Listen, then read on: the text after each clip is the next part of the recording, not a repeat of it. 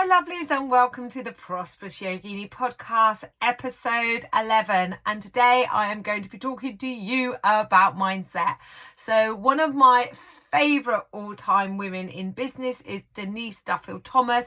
I seriously recommend you check her out, particularly if, like me, you have some issues around money and your money mindset. Find it hard to set prices, find it hard to charge your value, your worth, find it hard to put your prices up or even know what to charge. Do please check out Denise Duffield-Thomas.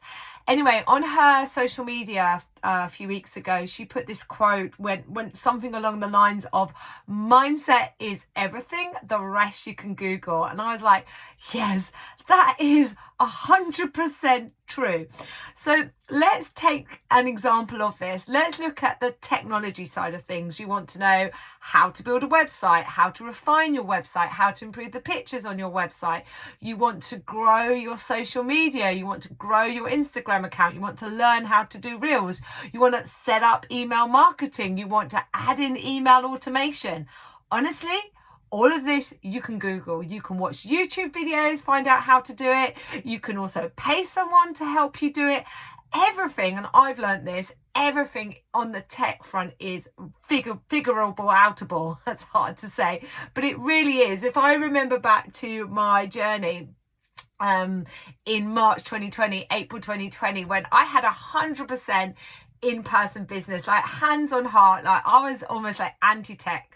I didn't even take online payments. I did have a card, iZettle card machine, and I thought that was cutting edge. Like literally I had a naff website, wasn't really using social media, like cash, bank transfer or card payment. That was 100% me.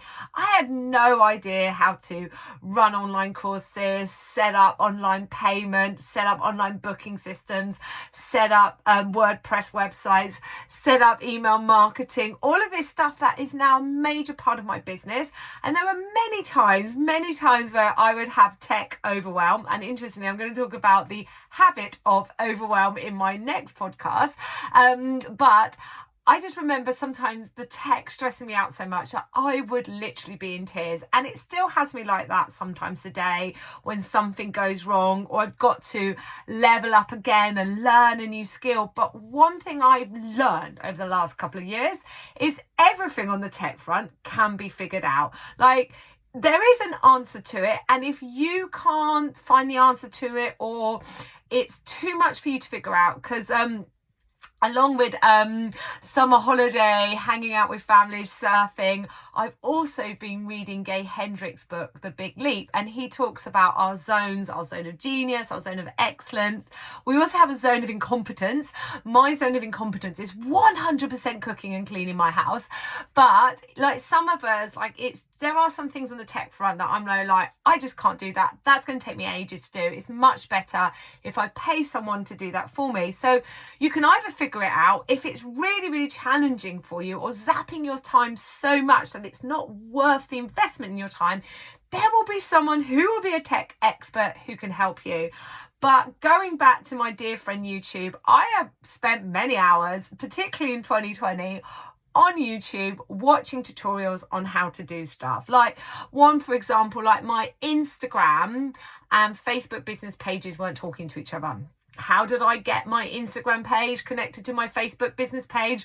I went on YouTube, I watched a YouTube channel, and I'd literally just follow the steps. So now if I post on Instagram, it also goes through to my Facebook business page. Or if I post a story on Instagram, it also goes through to my Facebook stories. So right now, if you haven't got your Instagram and Facebook pages talking to each other, go and sort that out. It can be figured out on the tech front. So everything can be figured out on the tech front. Then I was thinking teaching yoga. Obviously, this is our service. This is our product that we go out into the world to do.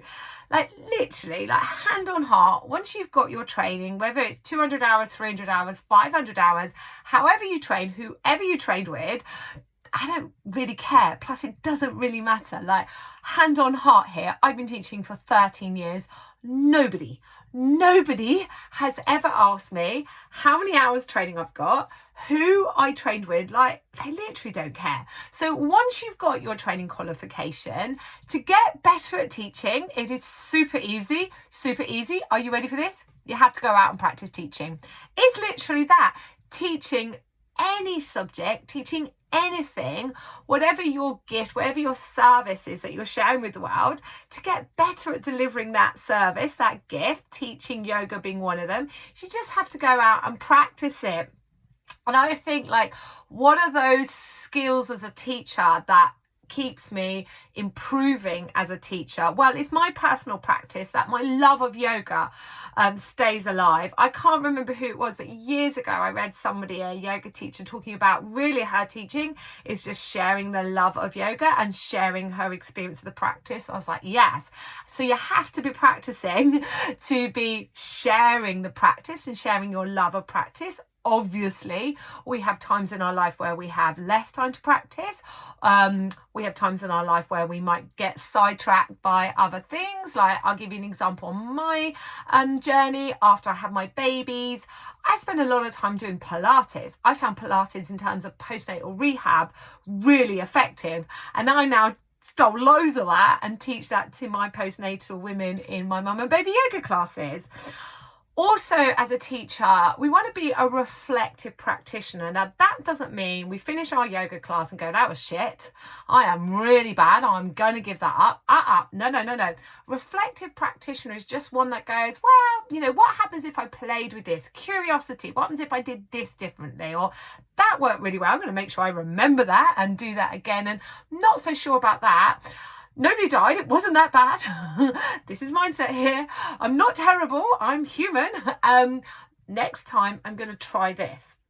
Or I planned way too much into that class. Next time I'm going to plan less. And this is how we develop the skill as a teacher. I would say as well, ongoing training. Now, I'm going to just caveat here because I obviously run specialist training in pregnancy, postnatal, toddler and yin yoga. I would 100% love you to sign up to my training courses online and work with me. One thing we can get stuck into the habit of doing is thinking, well, I've got to do X amount of hours of training and I've got to do that training before I can do this. We use training as a form of procrastination. And I say with this, with the most amount of love, but if you're one of these teachers that is always adding on training, always doing a training here, because you feel you need to do that in order to be a good teacher, just stop, okay? Just stop. You have everything you need to go out and serve your community, your tribe now. Like, additional training is really important. It keeps us in the game. It keeps us enthusiastic about the subject of yoga. It sparks our curiosity. It sparks our play. We'll learn new stuff that we share with our students. That's really, really great. But you don't need to do more training in order to be a good teacher, okay? So just be careful that you're not using training as one of your mindset blocks, as a form of procrastination. I call it training procrastination. I'll do X, Y, and Z. I'll wait until I'm 500 hours trained before I do this or before I charge that. Just remember what I said. I have never been asked in the last 13 years who I've trained with, how many hours training I've got, to the point where, like, I have to stop counting. Like, a few years ago, I did Norman Blair's yin yoga teacher training course and Bernie Clark's. To be honest, I didn't even think, right, I must get the certificate. I was just like, I've done that training now. I've not no many ideas how many hours training I've got. It's got to be 1 million. It's got to be 1 million. Okay, so the skill of teaching is just something you've got to go out and practice. The tech front, the business side of running your business is just something you've got to go and get the knowledge for and the skill for. And if you're struggling to get that knowledge or skill, or it's zapping you loads of time and your zone of genius is teaching candlelight yin yoga, then you can always find someone to support you and help you. So Denise Duffield-Thomas is 100% right. That running your business is 100% mindset. The rest can be Googled, the rest can be figured out. So let's talk about this mindset is everything, because what I want to say now is you are human. This is a a gift. We are so lucky to be human beings. We have these amazing bodies and these amazing brains, and they give us the opportunity to live these amazing lives. So first thing I want to do is get off the treadmill of this continual self-improvement. Like, I've got to overcome the noise of the mind stuff. I've got to overcome these hurdles. I always think like meditation is really interesting, and I think it has changed a lot in recent years how we describe meditation. But I remember when I first sort of like was practicing meditation, learning to teach meditation and what meditation was, it was all about like sitting in silence and learning to still the mind. Oh my God, if that ever happens to me, I'll let you know. I'll let you know if my mind goes still. And I come to this conclusion quite a few years ago. I'm like, I don't think my mind is designed to be still. I'm like, meditation gives me the opportunity to pause, to listen to the noise in the mind stuff, to pay attention. And in that paying attention, I can begin to question beliefs, things that are coming up that simply aren't true, these misconceptions. Or like if you read the sutras, the veil of Maya that comes down and clouds our judgment. So I don't prescribe to the idea that meditation is about stilling the mind. Meditation is about paying attention to the mind, and from that, using that to challenge any beliefs that aren't true, which have an impact on our actions. So here it is. Here is the formula, and this is why it's important. Thoughts. Your thoughts in your brain become beliefs, okay? Beliefs inspire your actions or non-actions, and the actions lead to results, or again, non-actions lead to results. I'm going to say that one more time because this is so important, this equation. Your thoughts in your brain create your beliefs, okay? Your beliefs inspire your actions or non-actions, okay? Your actions or non-actions create results. So it is that powerful. What you're thinking up here in your beautiful human brain will be having a massive impact on the results of your business, okay? And this is hard to take on board. I find this hard to take on board because definitely one of my beliefs, one of my habits, because what happens from our beliefs is we form habits. We get stuck into these habits, these cycles. You can see it when you teach yoga. You can see it in people's bodies. These habits may manifest themselves as physical habits, physical discomfort. But one of mine is, well, I'm just going to work harder. I'm just going to do, and I will get results, okay? And I'm still on this journey of maybe less is more. I'll let you know when I get there.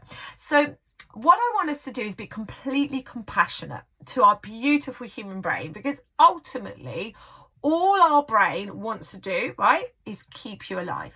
It's all it wants to do. And actually, thank you so much, beautiful brain. Okay, thank you for all the times you come up with a thought that thinks, you shouldn't do that. You won't be good enough to do that. I don't think that's a good idea. Thank your brain right now, because all it's doing is trying to keep you alive, trying to keep you safe. Also, our brain likes to seek out pleasure, like uncomfortable situations aren't things we often want to put ourselves into, and also seeks out being liked. Like this all comes back, and this is the primal brain, and this is all comes back, you know, before we were all living in caves, and it was our survival, and one of the ways we survived was staying within the pack. And if we didn't have a community, a group to protect us, then we were in trouble. And our brain doesn't know that it's the 21st century, so we want to be liked. But here is the thing, when you are running a business, okay, whether it's a yoga business, but if you are out there putting yourself out there, you are so brave, because you have to put yourself out there. You have to tell people what it is you do, how you do it, and why they should buy into your product or services. Within that, there are going to be people that absolutely love what you do, and people who absolutely hate what you do. It's just a fact. Think about it. Do you like everyone you meet? No, okay? And it's the same when running a business. So I want you to be mega compassionate with yourself. And this is how we really do navigate the mind stuff. We acknowledge we're human. We thank our beautiful brain. Okay, we know this formula. Our thoughts inform our beliefs inform our actions create results. When I say actions, I want to put in brackets inaction as well. I think inaction is very, very powerful. You know, and I'm going to talk about the habit of overwhelm in my next episode, but you get to that place where you don't know what to do, so you don't take any action. You feel overwhelmed, you don't take any action. You can't make a decision. You're not sure how to deliver that service. You're not sure what time to run that class. You're not sure how to build your online membership. You're not sure what venue to run your retreat in. Get overwhelmed, and you decide not to take action. And then the inaction creates a result, which is you don't share the gift of yoga with the world. People don't get to do yoga with you, and you don't make any money. So, also, along with all of this, just simply being human, we also have external events, external circumstances that impact our beautiful brain as well. That goes along with our friends and family members who we hang out with. Their beliefs have an impact on us. Our childhood, what we experienced in childhood will have an impact on us. Our cultural norms and expectations have a huge impact on us. Like, I just want to say right now, there has to be a reason why statistically in every country, women earn less than men. Okay. Now, to add into this, I say this a lot, 75% of all yoga teachers are women. Okay. 75% of yoga teachers across the whole world are women. And then I look at it and think, well, within our industry, we have a problem. I'm going to just go out there and say we have a problem with yoga teachers, despite the industry being worth billions of pounds, the wellness industry being worth trillions of pounds. We have a problem with people not being able to be full-time within their industry, earning enough money to make a living. And I'm like, right, well, 75% of us yoga teachers are women, and us women can easily fall into, this is why you need to hook up with Denise Duffield-Thomas, money mindset traps. Like, we don't deserve to earn money. We have to work hard to earn money. We just accept that we earn less money, or imposter syndrome kicks in and we don't charge enough for our services. And this is one of the reasons why I started the podcast. This is one of the reasons why I started the mentorship program, that I want to support women in business to share their gifts with the world and make money and create a thriving, sustainable, profitable business. There's loads of evidence to prove that women with money make a big difference in the world. And I kind of just got this vision that if there was more money in the hands of kind-hearted female yoga teachers, I just got a feeling the world might be a better place. Okay, so we have external events impacting on our actions, our beliefs. We've got internal events impacting on our actions and beliefs. And then thrown into that, not to mention, you are 100% unique. Your personality, your responses to your childhood, like, explain why you've got two siblings, same childhood, different outcomes, because we have an individual response as well. So our individual genetic makeup, our individual energy also comes into play here. So there's a lot going on. So let's be super compassionate that what we've done to date, what we've done so far is really amazing. That's setting ourselves out in the world as a solo entrepreneur, putting ourselves out there, offering yoga, however you offer it, is a super brave thing to do. So these mindset or self-limiting beliefs, that the common ones that come up, and I call them the B's and the P's, I'm just going to list them right now because they all deserve their own individual podcast episode, but they are imposter syndrome. Now, I put her at the top. I call her like the mother of all self-limiting beliefs, because I reckon the rest all kind of can be traced back to her. Imposter syndrome just basically tells you whatever it is you're going out into the world and do, that you're not good enough, and any minute now someone's going to come along and catch you out. Now you might be thinking, right, Amy, go on, tell me how to get over this. I'm going to tell you right now, my darling, there's no getting over this. You can't get over being human. all we can do is learn to work with and navigate our beautiful brain. So along with imposter syndrome, there's perfectionism, procrastination, self-sabotage, and compare and despair. Call them all the B's and P's. And I promise you, I will address them all individually. So how do we navigate being human? Well, of course, we could feel the fear and do it anyway. And I know for a fact that I've spoken about this, I've said this to myself, and I do think that there are times in life, times in your business, times in your yoga practice, you do feel the fear and do it anyway. And you do have to put yourself in that position to move forward. But if you were always feeling the fear and doing it anyway, you would become exhausted, because feeling the fear and doing it anyway puts you into a heightened sympathetic nervous system state. So if you were always like that in your business, then you would burn out. So yes, there are some times where you just have to go, okay, thank you, Mrs. Imposter Syndrome. Thank you for trying to keep me safe, but I'm going to override you and feel the fear and do it anyway. Here, though, is sort of like my framework, my suggestion for doing it with less fear, less sympathetic nervous system output. And the word I'm going to say to you is compassion. Okay, so we're acknowledging we're human. We're not acknowledging as part of being human, we have this beautiful brain. We're acknowledging that this beautiful brain just wants to keep us safe, wants to keep us alive, doesn't like change necessarily. Like if you think about the nervous system, if you do something new, your nervous system is unsure if it's safe. So the first time you do it, it's like a, ooh. Then if you do it and you could get a good result or you survive it, then your nervous system allows you to do it again. The more you do it again, the easier it becomes. Let's take the example of going out and teaching your first yoga class. Can you remember the first time you went out and taught a yoga class? Or if you're a newly qualified teacher and you haven't gone out and taught that first public class yet, the fear of doing that will feel massive. And I'm really sorry, darling, you do have to go out and feel the fear and do it anyway. Go out and teach that class. If you're super nervous, go and teach friends and family to start with. But over time, you go out and teach, you teach, and you realize that people are coming back, people are enjoying the yoga, you're surviving, your nervous system, your sympathetic nervous system response tones down, and you go out and teach and you're not even nervous. It just happens. And then you're ready to maybe try something new.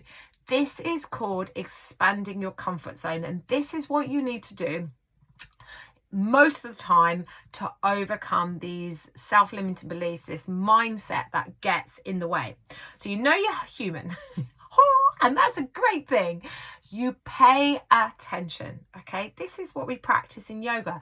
You pay attention to the thoughts in the brain. And yeah, I do really recommend you spend some time, ideally every day, 5-10 minutes, sitting in meditation and listening to this beautiful thing and paying attention to what's coming up. Question these beliefs that are stopping you from taking action. And I say, look at the data. When something comes up and says, you can't do this, you're not ready to do this, look at prior events. Is there any evidence you've got where you were in a similar set of circumstances and you went out and it was fine? Or you do, what's the worst that's going to happen? Well, nobody's going to die, so let's go and give this a go. Let's go and give this a go. So you question them. Then you take the next step. I don't know if I've got youngest children. If you haven't seen Frozen 2, you'll have no idea what I'm talking about. But in Frozen 2, things are going really, really wrong. And sometimes all they can do is take the next best step. And I just love that. I'm like, yeah, sometimes you're just like, this is big, this feels scary, I don't know what to do, so I'm just going to take the next best step. And this is this expanding your comfort zone, which I've given you the example of running classes. I'll give you another example. Like when I first started out as a trainer, now God, tell you what, if you're thinking of adding in teacher training into your offers, this is a great way to expand your business, to share your knowledge and expertise and facilitate other people becoming yoga teachers.